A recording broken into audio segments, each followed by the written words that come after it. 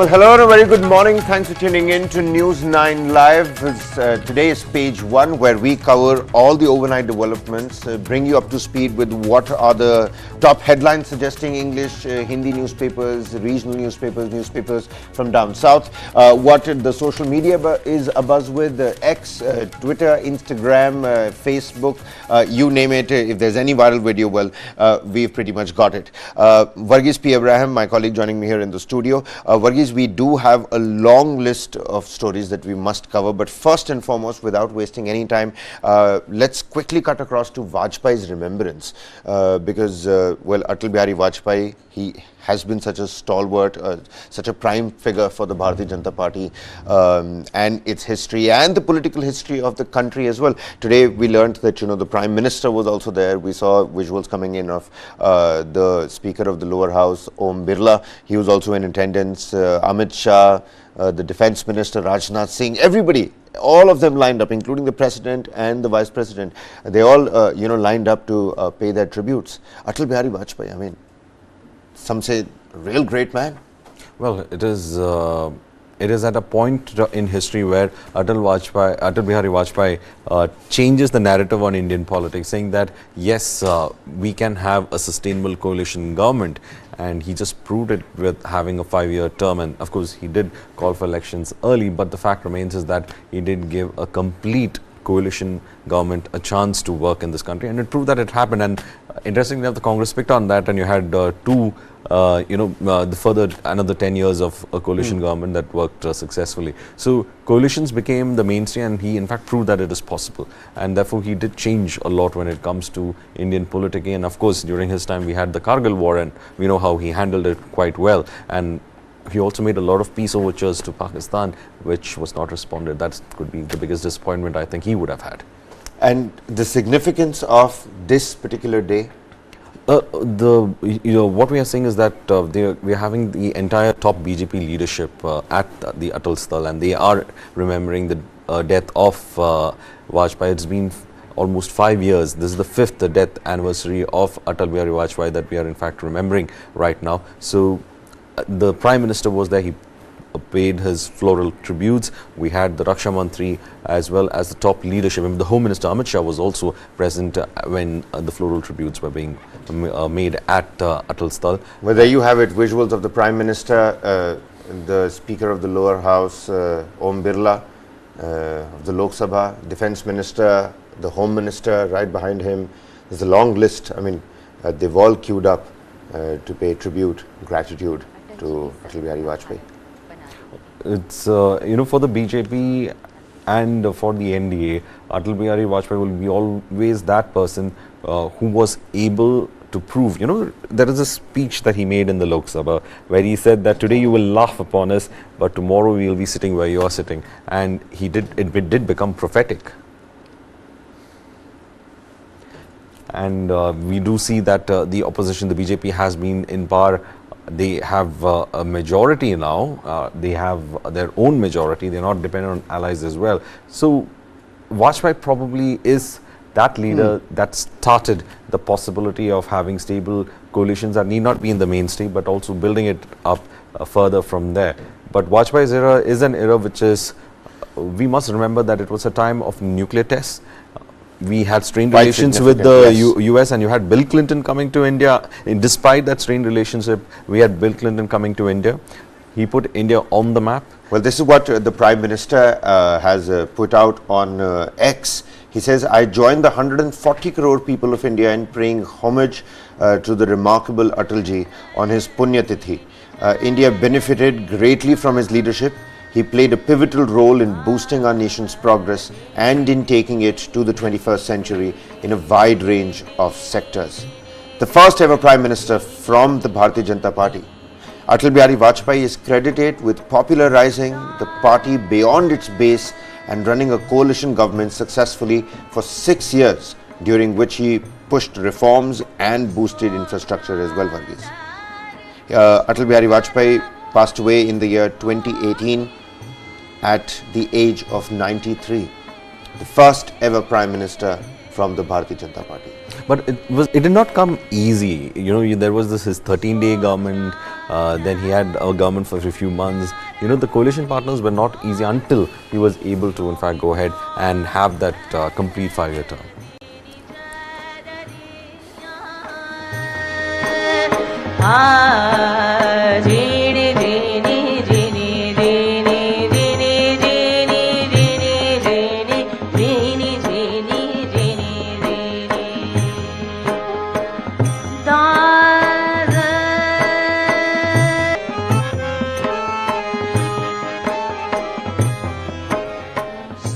Well, so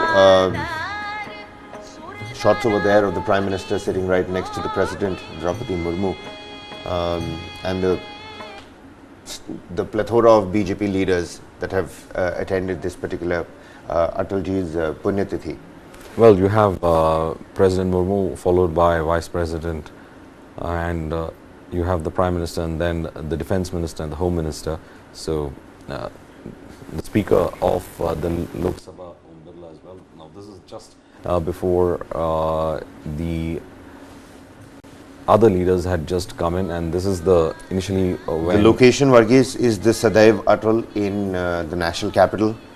All the leaders have arrived at the Sadaiv Atal to pay homage to the former Prime Minister. Prime Minister Modi, the President of India, Vice President, the Cabinet Ministers, the Defence Minister, the Home Minister, all other top BJP leaders at the Sadaiv Atal in the national capital to pay homage to the former Prime Minister Atal Bihari Vajpayee, who passed away in 2018 at the age of 93 on his death anniversary. The Prime Minister says Atalji played a pivotal role in shaping India's future.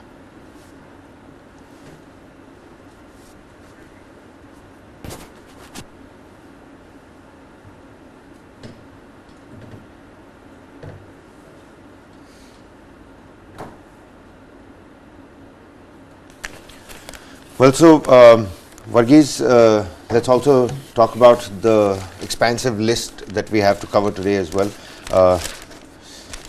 Have to keep time in check as well, because well, Varghese, you just don't know when to stop now, don't you? Anyway, away from the lighter note, it seems like on the front page, everywhere that you can see, it's all about the Prime Minister's Independence Day speech. It's his Parivar Jan versus Parivar Vad.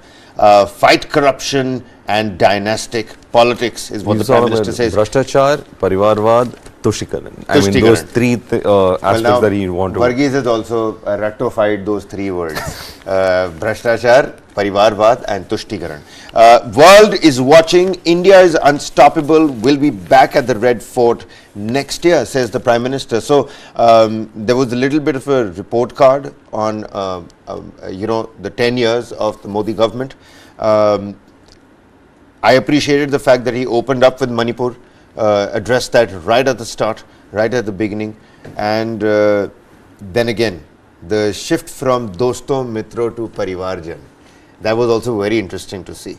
However, you know, I mean, I'd love to hear what your opinion is, has been on the entire speech. He says, Vishwamitra, India is guarantee of stability and trust. We're a global friend now, we're Vishwamitra. That particular word that he used, Vishwamitra, has been part of India's strategy as well. That is, we tend to be friends of everyone, actually enemies of none. That is what our foreign policy tries to say. But we are also asserting ourselves in world affairs, and the Prime Minister says that we have played a very pivotal role in a post-COVID world, not only economically, but also being the felicitator for other nations as well. We have one of the biggest respects comes from the African nations, where they said that when the developed nations were holding on vaccines, India ensured that its people got vaccines. At the same time, it was able to help the African nations as well. So we have been using our strengths to actually push forward our soft power as well, and today a lot of goodwill is there for the country, especially during the post-COVID world order.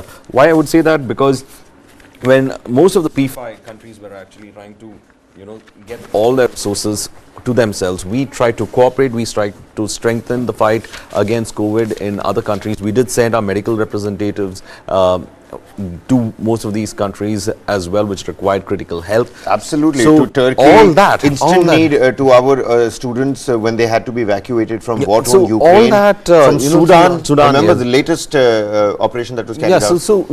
What Kabira was trying to say is that our foreign policy is assertive, but not what I would call as it's not a foreign policy that tends to move towards trying to bully someone or trying to keep someone into a debt trap. We are trying to have cooperative growth is what our foreign policy has been focusing on, and I think that aspect of it has made what the Prime Minister calls our country today as Vishwamitra, in the sense friend of the world. He also speaks about the Triveni, and whilst we're playing these visuals out, from the Guard of Honor that he received, and the visuals that came in from the ramparts of the Red Fort, the beauty with which the cameras were placed. I mean, I've got to give it to the broadcaster over there, because the camera shots, the placement, the spick and span lines of the military regiments, it was all just so. It just serenades you with unity and pride, for sure. He talks about the Triveni. Now, the Triveni is of demography, democracy, and diversity. He says, and this Triveni is absolutely key. I'm just going to quickly take a look at what some other newspapers are also, talking about here. He says, in his 10th Independence Day speech, Prime Minister Modi says he'll be back next year. So that's something that is like everybody has theme. picked up. Everybody's talking Everybody about his confidence. I'll just read out a little quote that he says. He says, the current scenario in India has brought a guarantee of stability in the world. There are no ifs or buts in the minds of my 140 crore family members or in the mind of the world. The ball is in our court. We can't miss this opportunity, is what the Prime Minister says. The era of serial bomb blasts and innocent deaths are now part of the past and history. The country has witnessed a significant reduction in terrorist attacks. Demography, democracy and diversity is key. Announces interest subsidy on bank loans to those living in slums, in chawls, and of course every year, the Prime Minister does put out those kind of crucial schemes as well. Doesn't he? He makes sure. He speaks. This is right ahead of the 2024 polls. There is a talk within the BJP saying that what gets highlighted more is about how the Prime Minister's corporate reach is there. But they also have been tasked now within the BJP. There is an effort to say that there are a number of schemes that have been pushed in, and also to ensure that it reaches the right beneficiaries.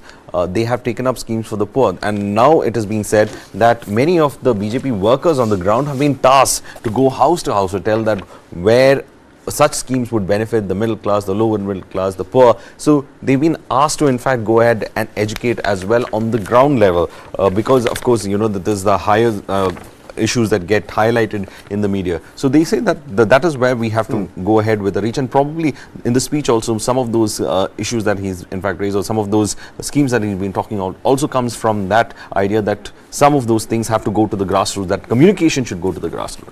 See, now take a look at this. This, I think, is, the Hindustan Times has taken it a little differently over here. Doesn't talk about the confidence of the Prime Minister when he says that he will return back. Manipur angle not there on the top, but it has a different take. It says Modi lays out blueprint for India as a developed country by 2047. Now, end of Azadi Ka Amrit Mahotsav and the beginning of Amrit Kal. He says this is the first year of the Amrit Kal. In the middle of the speech, Modi spells out road map for Amrit Kal. Number 1, India faces 3 ills, says the Prime Minister: corruption, nepotism and appeasement. I mean, namely, you're again asking me those Hindi words, right? Bhrashtachar, Tushtikaran and corruption, Parivarwad. Alright then. Modi ji pass ho gaye. Modi ji pass ho gaye. Path to progress. Prime Minister Modi sought help of all Indians to counter these challenges and mentioned 3 paths to counter them as well. So how do you counter them? Probity, transparency and objectivity. is the path to progress. So that's what the Prime Minister said, and that's how people and people have perceived it. Most of the dailies, national dailies, have covered it. The Hindu Kabir has taken it like this: will return with a report card in 2024. Modi says at Red Fort. Now that's the confidence which he's going to 2024. So we are in the 2024 mode already. So I'm interested to see that part of it, aspect of it coming up. We've been in the 2024 mode for a very long time. But one other thing, and even as we're shifting our focus here, Varghese, one thing that has also been covered by most of the dailies is that, if I look here in the Times of India, it says the entire nation stands with Manipur, and how the Prime Minister addressed Manipur right at the start. Many people were saying, that it seems like the Prime Minister just got it over with.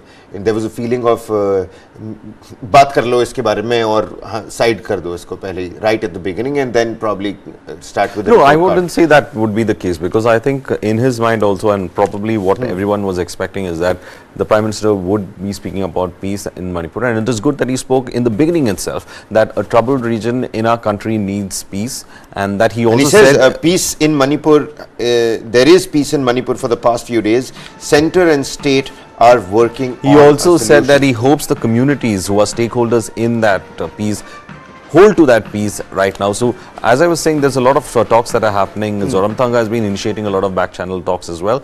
So the Chief Minister of Mizoram, he's been initiating a lot of back channel talks as well. So I think the government is also trying to figure out as to how they can bring in the stakeholders onto the negotiating table. You remember the Peace Committee at first did not work because the 51-member Peace Committee was announced at a time when the conflict was at its peak. So right now again there have been intermittent violence, and there have been issues especially in those population areas where both the communities are interspersed. So that particular region has been problematic as well till now, and now there is a clear divide among the Kuki representatives in the assembly as well as the Methi representatives, and that divide is sharper. There was a lot of cacophony around the Independence Day celebration. There was a lot of cacophony as well as on the Independence Day celebration. There had to be huge security, and Biren Singh in his Independence Day speech also went ahead and said that peace should prevail in the state, and they are trying to restore peace as Security was beefed up. Security was heavily beefed up. But still, I mean, this, according to the latest story that came in on PTI, it says it was a muted Independence Day celebrations in Manipur on Tuesday amid dawn to dusk general strike called by multiple militant outfits and the loss of lives and the property of hundreds of people over the last 3 months in this ethnic strife. Manipur Chief Minister Biren Singh hoisted the national flag in Imphal. We of course had those visuals which we put out for the viewers yesterday. What a beautiful rolling coverage of the Independence Day as well, Varghese. Manipur Chief Minister Biren Singh hosted the national flag in Imphal. The flag hoisting was followed by a parade and a cultural program. However, across rural areas of the state and in major parts of the capital Imphal, shops and markets remained closed and the streets bore a deserted look. But again, on the other hand, this is what, and visuals have also come in, and we'll quickly try and play them out for the viewers. After about 20 years, Bollywood returned to Manipur.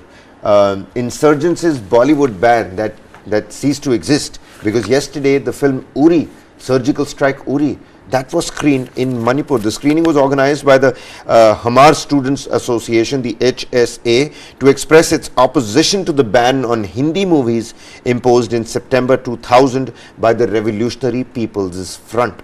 No, that ban. Cinema returns to Manipur. So strife-stone Manipur, yes. Cinema does play a constructive role as well.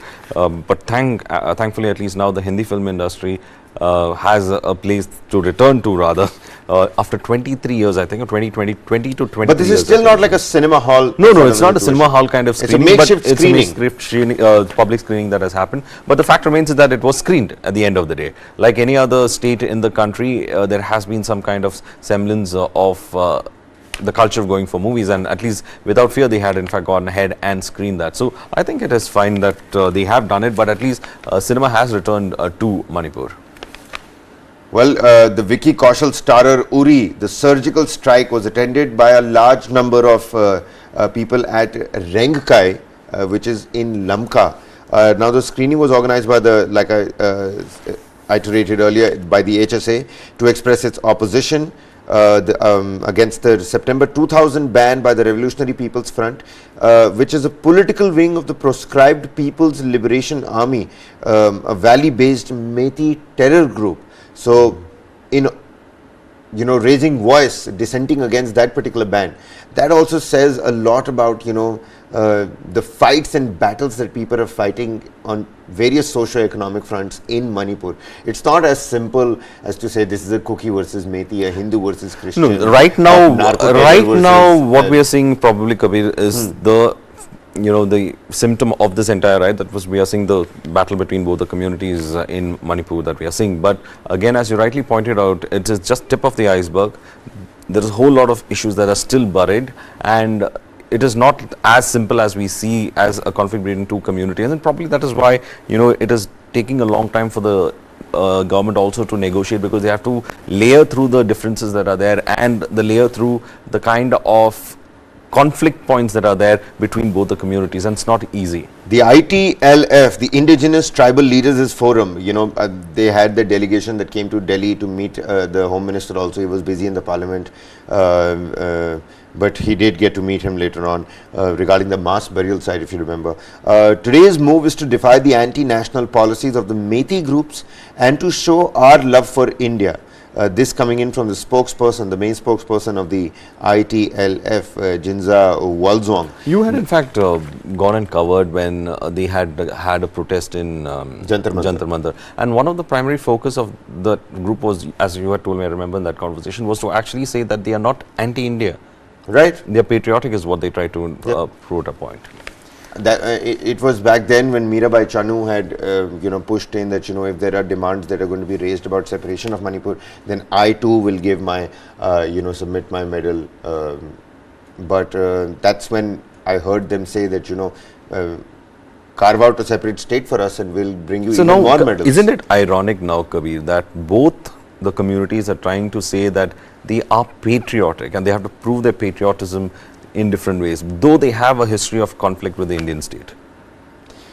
That's how complicated, I'm just saying is how layered and complicated the situation Absolutely. So muted Independence Day celebrations in Manipur. On the other hand, you've got the Prime Minister who addressed it right at the beginning, and you have movies and cinema that returned. A Bollywood movie, an insurgent ban, that was placed on Bollywood movie on Hindi cinema.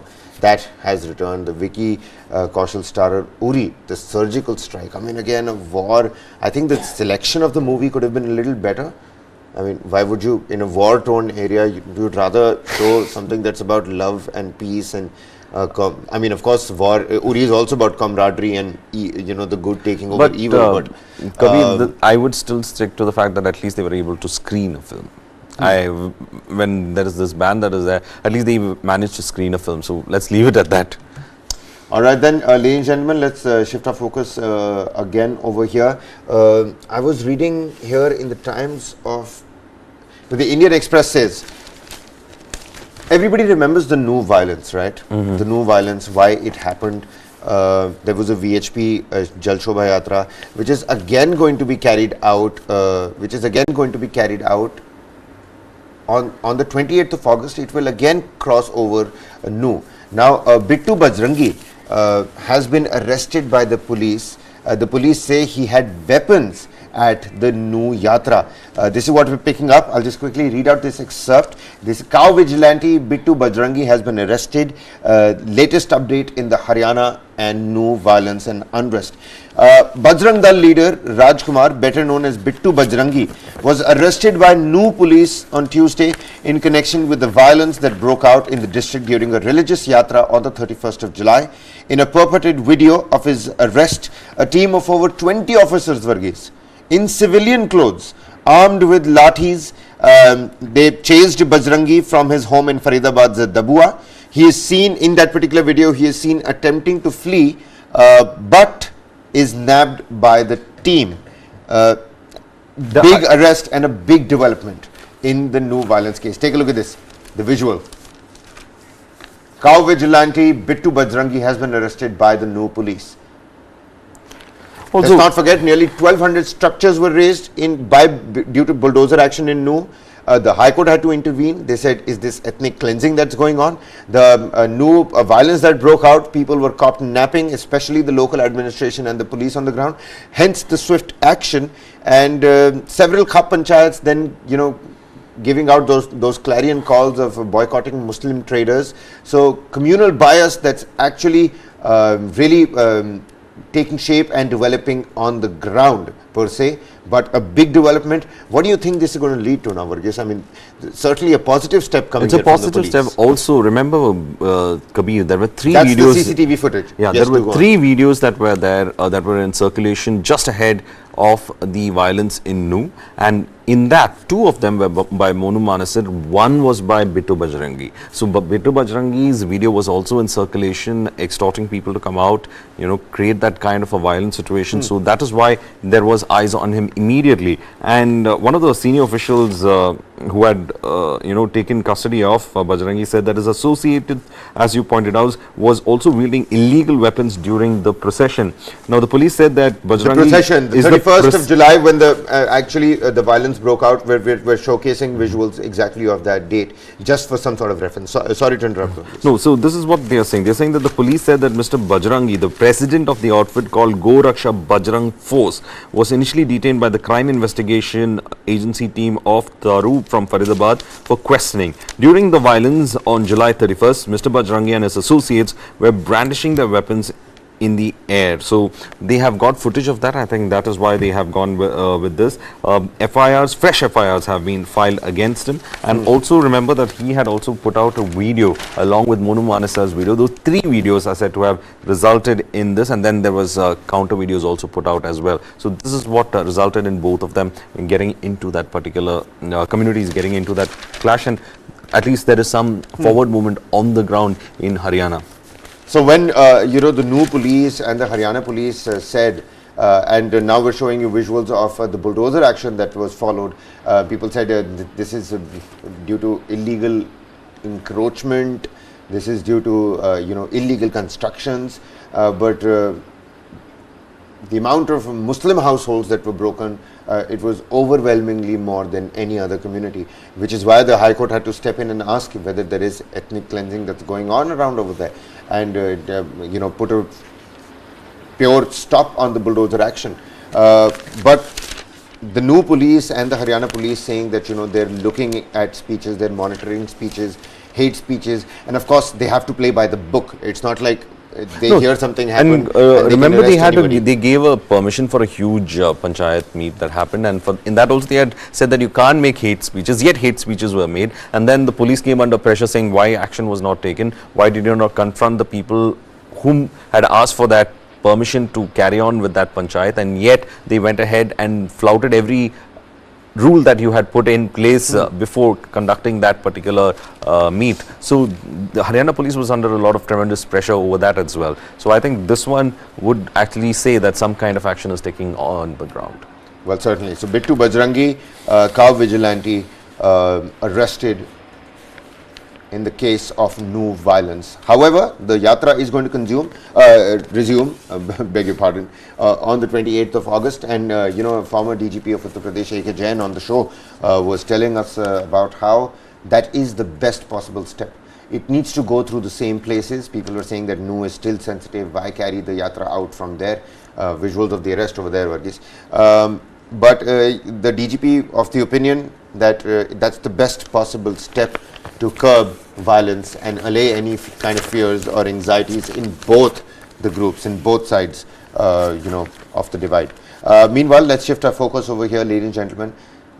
Yet again this year, this is not for the first time that this is happening. Again, major deluge in Himachal Pradesh and Uttarakhand. Floods, walls collapsing, buildings, dilapidated conditions, encroachment, people call it man-made, you call it global warming, you call it climate change. People on the ground, poor, rich alike, they're all suffering, Varghese. The death toll has risen. It has now gone up to at least 59 people. I mean, if you calculate the amount of people that have died due to rains, the rain pain, it's abhorrent. We'd be crossing the 150 figure in this year alone. Right now, it is being said that in Himachal Pradesh alone, it is Sunday night, it has probably crossed more than 56. That is Himachal alone. I have not taken Uttarakhand. What is the situation in Uttarakhand at all? But as you said, yes, it could be on the higher side. The army has been mobilized and the yatra has been suspended. In Uttarakhand, 5 people died in rain-related incidents as rivers continue to flow near the danger mark. As landslip continues to block roads and weather forecasts warn for more rains in the next few days, the State Department has suspended the Char Dham Yatra. So State Department again, has gone not for the first time that the Dham Yatra, Char Dham has, Yatra been, has been suspended. Halted or suspended. Now, the Alaknanda as well as the Mandakini rivers have created havoc in worst affected Rudraprayag district by flowing at 626 meters. Meanwhile, also a small hint that in Delhi, the Yamuna is also flowing at the danger Look at mark. the spate of the landslide, Varghese. Pure destruction, utter destruction. The loss of property, I mean, we were speaking about this on Monday at the beginning of the week. It was estimated to be at rupees 7,000 crore. Also, just 1.5 months ago, the government had come up with another estimate of the losses that happened then. During that was also around something like 5,000 crores. So, it is huge losses that we are facing when it comes to property, and rebuilding them is going to be a huge task. It's going to be a huge loss burden of on the life, exchequer. Damaged property, cars, vehicles, huge trucks, and there are frantic rescue calls in Himachal Pradesh as well. Take a look at that, cadaver dogs and the rescue personnel on the ground. The death toll after the devastating rains in Himachal Pradesh has reached at least 59 following the recovery of 2 bodies from under the rubble of a collapsed Shiv temple. The visuals that we were showcasing just a short while ago, the landslide, and of the collapsed houses that were seen after the landslide in Krishnanagar in Shimla. But 2 more bodies that were recovered under the rubble of a collapsed Shiv temple. Oh my goodness. Look at those visuals.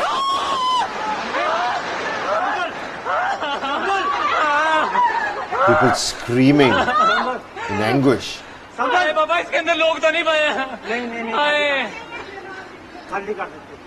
Asking the question whether, let's hope and pray somebody did not die, but we're learning that yes, 2 bodies were recovered from that particular You can see that, you can see how the soil starts moving because of the excess water that is there, and therefore the soil becomes loose and the entire thing could just collapses. Basically, it cannot sustain the weight of the building on top of it. Is that the case usually? That's what happens because what happens is the soil becomes dense with water, and the soil cannot hold on to its friction, and then it just slips, and that results in large spots of the area just collapsing. That's how 2 bodies were landslides found in this particular rubble in Krishna. It's a horrific, it's a horrific incident. And overnight rain on Monday triggered multiple landslides and sent rivers into spate in the Himalayan state, washing away vehicles and subsuming buildings into floodwaters. The destruction continued in some areas even on Tuesday, with a harrowing video emerging from Krishnanagar that we're just showing you, where showing a set of 4 buildings collapsing as the ground underneath them slid away. While 2 people were confirmed dead in the incident, Varghese, officials say they were yet to ascertain the exact number of people buried under the rubble. That is going to be very difficult right now initially to find out, and that's why you have the cadaver dogs and others there. This is of course the kind of flow that we see in Mandi. I mean, it's just a repeat of that 1.5 months. The velocity of the water has not gone down, has it? If you look at these visuals, it's the same repeat of what we had played out 1.5 months ago, and it's the same visuals. These rivers that are supposed to be, very tame during normal times, you can see that the weight is flowing. It has burst its banks, and it just erodes buildings as it comes down. On the other hand, take a look at that. The Trishul standing tall. Of course, what a great symbol. But certainly, reporting from the city page here in the Indian Express, and it says that, a splash of color. The national capital and parts of NCR recorded rainfall till Tuesday. However, the Yamuna crosses the danger mark again after heavy rains in the hills. So there are rains in the hills. We're seeing these, landslides. But in Yamuna, in the national capital, again, there are danger marks again. It has crossed the danger mark. Crossed warning mark on Tuesday evening. That's what we're picking up. After heavy rainfall in Himachal Pradesh and Uttarakhand on Sunday and Monday, the water level in the Yamuna in Delhi was on the rise on Tuesday, again crossing the danger mark. At 11 p.m., the water level at the old railway bridge was 205.52 meters above the danger level of 205.33 meters. The level had crossed the warning mark of 204.5 on Tuesday evening itself. So we can expect sort of like a deluge sort of a situation. There are also visuals coming in from Dehradun and Rishikesh. Uttarakhand also facing severe floods. Uttarakhand was in fact also one of those states that have been completely affected because of this, and there were reports coming in that in several areas they had to evacuate people because there have been reports of the soil being unstable, especially in the hilly areas as well. So that's one aspect of it that we have to look at. So army columns deployed, the Yamuna in the national capital affected, floods in Uttarakhand, Dehradun and Rishikesh more specifically, but in Himachal Pradesh things are certainly not looking right. A landfall yet again. The rescue operations are still underway. Cadaver dogs, damage to property, loss of life, you name it, it's happening. Extreme weather events. That's Rishikesh, by the way. Absolutely. Somewhere it's the Trishul that's standing tall. Over here it's the well, the idol of Lord Shiva that's standing tall. Looks really scenic and beautiful, but the damage that the state is incurring at this point in time is certainly you know, something that the exchequer wouldn't necessarily want. Meanwhile, all of us here at News 9 Live, our hearts and prayers go out to those who have lost their loved ones due to the havoc-wreaking rain in Himachal Pradesh. All right, Varghese, let's shift our focus. What next do we pick up? Of course, cybercrime. Floods. A cybercrime news, of course, over there. But I did want to talk about the British Prime Minister as well. Because the British Prime Minister, Rishi Sunak, he went and met Morari Bapu. You know, it was quite... I don't know what do you make out of those visuals. He folded his hands. It was like a good, you know, Indian boy who's been taken on a, you know, a run to see off his next bride. You know, मुंह दिखाई के लिए जिस तरीके से लेके जाया जाता है. It was almost like that. He was a little shy, but he was very cordial. He was very respectful. He carried himself with a real kind of dignity, and also, you know, took out time to joke about it a little bit as well. And the Morari Bapu as well, you know, felicitated him with a shawl, gave him a little idol of the shivling. Rishi Sunak comes in the history of UK at a time when, you know, when UK India's is power on the technically global stage is it's also on the rising. global stage is also rising, but he comes at a time to power in the United Kingdom, especially at a time when the history of those who held the prime ministership in the UK has not been of various backgrounds. The last time, I think, fair share of history that I know, it was Disraeli who had become the prime minister of the United Kingdom, and he was from a Jewish background. Then itself it was a huge thing, but then with Rishi Sunak coming in, it just talks about how much the empire has changed, which is now confined to the Isles of the United you know what, let's listen into what the British Prime Minister had to say. Bapu, with your blessings, I aspire to lead in accordance with how our scriptures have taught leaders to lead. And thank you, Bapu, for everything that you do.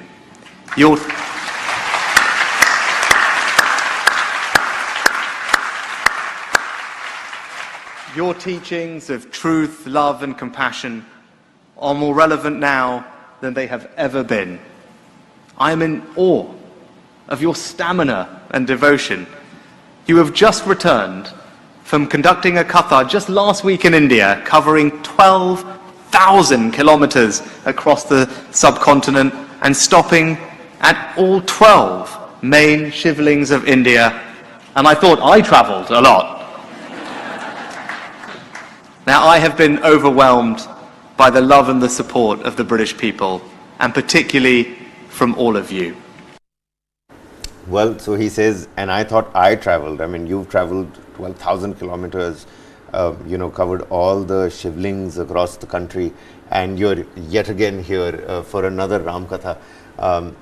You have the right kind of stamina. I'm in awe of your stamina. Well, that is one part of it, and also he went on to say that his Hindu faith guides him as well. So Rishi Sunak actually being very proud of its heritage as well when he displays it in front of the British public. I mean, I was taken up with that particular aspect of Rishi Sunak actually being quite modern, at the same time very connected with his roots, which is actually very interesting, because we have this great myth saying that once you go abroad you tend to lose your connection with your roots and you tend to adopt the culture of that country. But here is the perfect mix. Absolutely. I don't know if I should be using the word perfect over there, but it is certainly the right kind of mix. Modernity, modernity, and Kabir with his play of words, sticking to your roots, and of course outreaching to the Hindu community outside, not just in the United Kingdom but elsewhere, and definitely back at home here in India. But Varghese, one interesting thing that I've just spotted this here. And again, I don't want two national dailies to fight it amongst themselves. The 19th round of Indo-China military level talks that happened. It happened ahead of the BRICS summit, where Prime Minister Modi might just be face to face with President Xi Jinping. And that particular face-off has been going on for the longest time. May 2020 is when the Galwan clash took place. We're still looking forward to a negotiate, quick and prompt de-escalation.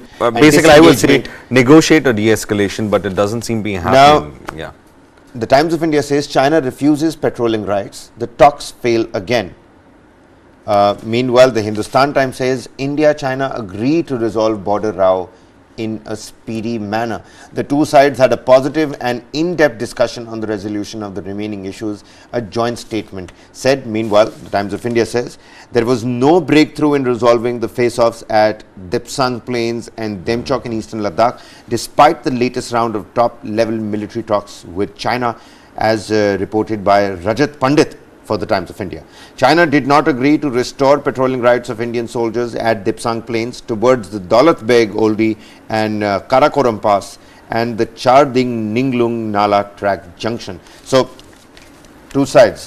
What do you think is happening on the ground? If you read both the reports, the truth is somewhere in the middle. The fact remains is that the Chinese have been adamant that they will not allow for and any the sort Indian Express, sorry to continue. The Indian Express has put it, it's taken a middle path. So you've got two extreme sides. He says no breakthrough. He says, I think Indian Express is taking my view then. Indian Let's find out what is in the middle. No forward movement in talks, but both agree to resolve issues. Exactly. No new post next to LAC discussed.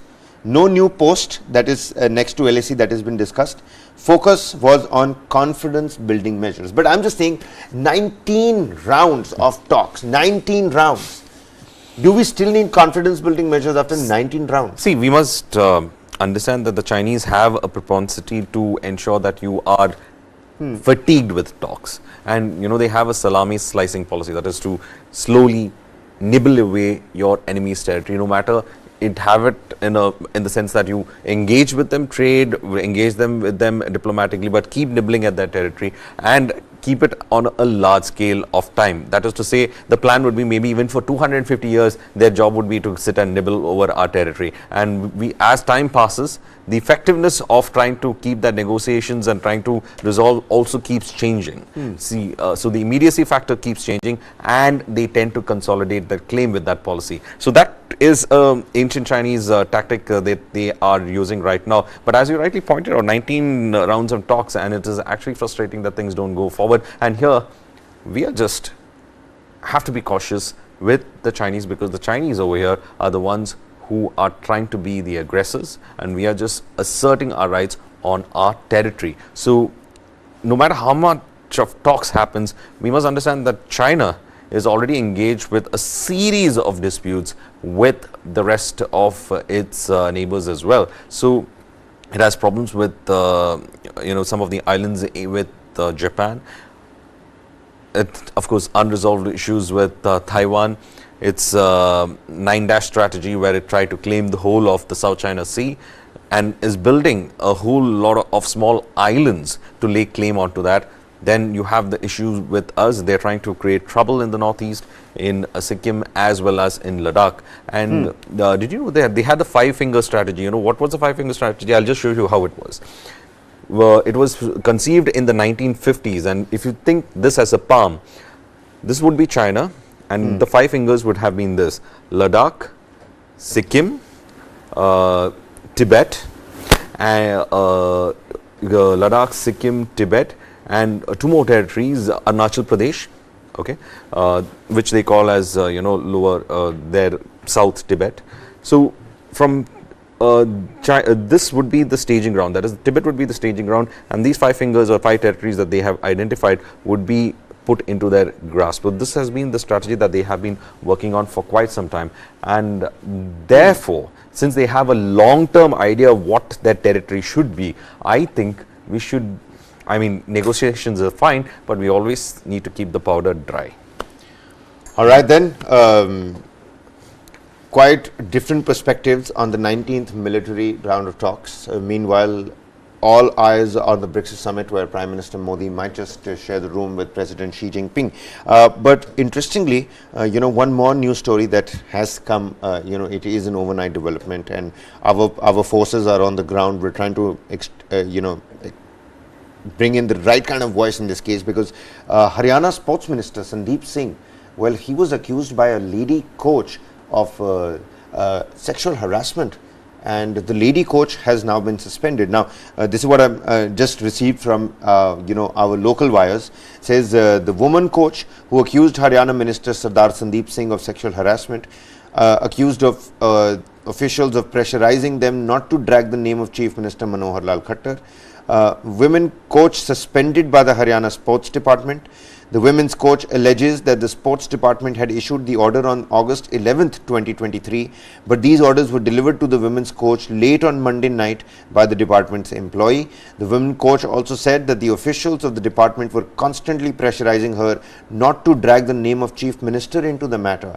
Keeping her side, the women's coach said that no satisfactory reason has been given in the suspension orders. I have been suspended without any warning. The order of suspension has been issued by Yashendra Singh, who is the director of the sports department in the state of Haryana. Along with this, the lady coach has told the officials of the department who have banned her from coaching in the stadium for the last 4 months, due to which her sports career has been completely ruined. Those were some of her complaints. I mean, these are the perils of, the accused person is also a sports person, isn't it? Absolutely. He's the sports minister. And last year on the 26th of December, the junior women's coach had accused Minister Sardar Sandeep Singh of molestation. So again, leveling a huge allegation.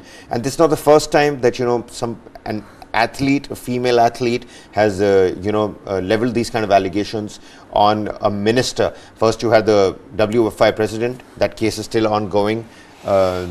And now you've got Sardar Sandeep Singh, who himself has been a hockey captain. See, that case had run its course, and it's still running its course. And you did have the prominent faces from the wrestling world coming out in protest. And now I think this is going to if the reports are to be true, and we believe what is to be said, it looks like the government is wary of facing another sports scandal right at their faces. So I think that could have also led to something like this.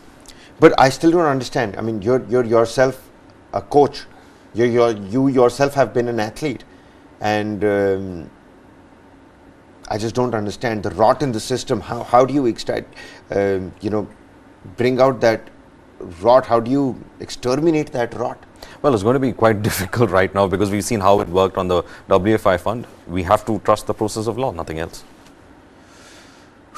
Well, so offered money to drop case. This is the woman who's accused. These are the claims Haryana that minister. She's been making. That's what she claimed, and she's been fighting this case for the longest time. Now she got her suspension orders, and she says that there is no, proper reason that has been given. She's not satisfied with the reason that has been given for this particular suspension of her position, and she's already been asked to not come and coach in the stadium for the last 4 months. Case of molestation. Sandeep Singh, Haryana sports minister. What's going to happen next? Well, we'll have to wait and find out. even as we wrap, the show up, and it seems like we're almost out of time, Donald Trump, is it ever going to be the end of cases for him? Because 2024 is another presidential election year in the United States. And in this election case, Trump has been indicted in Georgia. Former US President Donald Trump and many of his allies were indicted in the Georgia, election case on Monday, accused of scheming to illegally overturn his 2020 election loss in the state. It's the fourth criminal case to be brought against the former president, Fourth and time the he's been second indicted. to allege that he tried to subvert the results of the vote. Fourth time he's been indicted, and he's denied it despite being indicted the fourth time. And I think these cases are going to come up, especially when we are going to see, the run-up to the Republican primaries, because many of them think that Donald Trump is going to be a very strong contender, and he has made it quite open, saying that he would run for the Republican primaries as well. So before the Republican primaries happen, these cases are going to come up, and I think the ghost of that period is going to haunt him for a very, very long time. Other defendants included former White House Chief of Staff Mark Meadows, Trump's personal attorney Rudy Giuliani, and Trump administration Justice Department official Jeffrey Clark, who advanced his efforts to undo his election loss in Georgia. Now, the Fulton County grand jury indictment of Trump follows a 2-year investigation ignited by a January 2021 phone call in which the then president suggested that Georgia's Republican Secretary of State could help him find 11,780 votes and needed to reverse his narrow loss to Democrat Joe Biden. So that actually explains the fact that he was desperate to overturn the election results. And this is not just in Georgia, several other places as well. But fourth indictment for the former United States president. Again, he has denounced it. You know how he just goes inside the courtroom, and there are not many words that come out of his particular mouth. But what does this mean for United States, the presidential elections in 2024? That's going to be, the idea and the bigger question that we'll have to, in fact, look at. It seems like we've pretty much covered, everything. Appreciate everybody joining us in the comment sections and helping us out with your opinions. Not all the time the language and the community guidelines are followed to the T, so it's important for me to pick out what I can read on air and what I can't read on air. But apart from that, even as we wrap up the show, that particular movie screening that I was talking about in Manipur, Uri was screened. Vicky Kaushal star. After 20 years, Bollywood Hindi movie has returned. Take a look at that. It has been organized by the HSA, and this was a screening, albeit not a Cineplex, and not something that's happening in Kashmir. How the movies have returned to Kashmir, the valley, but there was a ban, and now Independence Day evening is when Uri has been screened in Manipur. What kind of message does this send out between the dissenting and warring sides? Well, that kind of complication is something that we'll have to look at again. Many thanks, Varghese, for joining me here in the studio with the latest. Of course, today, Article 370 is something that we're going to focus on. And even as we're up near the August 23 dateline, Chandrayaan 3's final landing day on the dark side of the moon. Well, today at 1 p.m., we're going to bring you an expert voice panel of scientists. We'll talk about the journey so far for Chandrayaan as well. Later on in the day, news from South India. In the evening at 7 p.m., the biggest news debate that you shouldn't miss out on. And later on, all the global headlines. Many thanks for watching. Keep watching News 9 Live.